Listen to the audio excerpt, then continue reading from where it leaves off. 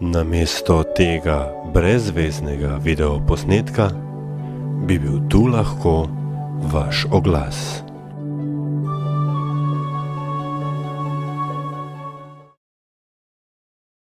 Poslušate in gledate Radio Kaos. Na Brdu pri Kranju so danes odprli nov kongresni center namenjen predsedovanju Slovenije Evropske unije. 15,5 milijona evrov vreden projekt bo zagotavljal prostore za plenarna zasedanja, delovne sestanke in bilateralna srečanja.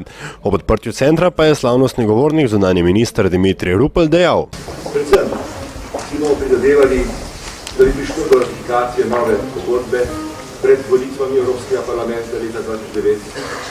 Prav tako bodo v ospredju naše pozornosti mednarodni odnosi, seveda začenši s tistim delom sveta, ki nam je zgodovinsko in geografsko blizu, to je Zahodni Balkan.